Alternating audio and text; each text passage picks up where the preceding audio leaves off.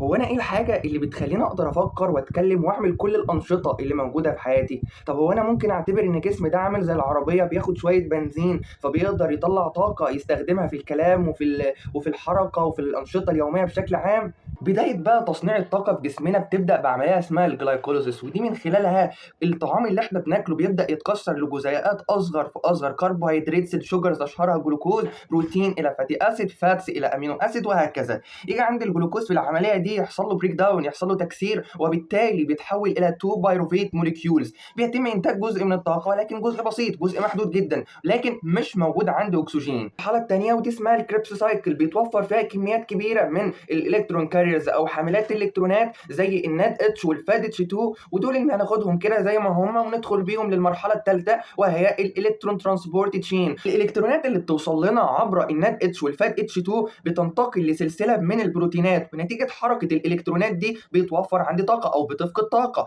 الطاقة دي بنستخدمها بقى في إن إحنا نضخ مجموعة كبيرة من البروتونات عبر الغشاء. طيب البروتونات دي بتمشي أو بتنتقل من خلال إنزيم اسمه ال ATP سينثيز، وده اللي بدوره بينتج لنا كمية كبيرة جدا من ال ATP أو من الطاقة تخلينا نقدر نتحرك ونعمل كل الأنشطة بتاعتنا. طيب هل ينفع العملية تحصل في عدم وجود الأكسجين ولا لازم وجود أكسجين؟ في الحقيقة لازم يبقى موجود عنده أكسجين، هو هيكون لي مية، هو ايضا المستقبل الاخير للالكترونات. يعني لو الاكسجين مش موجود البروسيس دي هتقف ومش هيتوفر عندي اي تي بي، مش هيتم انتاج عندي طاقه. طيب هو انا ممكن الاكسجين ما يبقاش موجود، ممكن في حالات الاجهاد، في حالات الصيام، حالات اللي يبقى فيها تعب، ايضا دي نسبه الاكسجين بتكون قليله جدا. هنا بقى جسمك بيعمل عمليه اسمها الفيرمنتيشن، بيحول الجلوكوز اللي عندك الى حمض اسمه اللاكتيك اسيد. اي نعم بينتج كميه من الطاقه ولكن كميه بتكون قليله جدا من الطاقه، فبالتالي حضرتك بتشعر بقى بتعب وارهاق.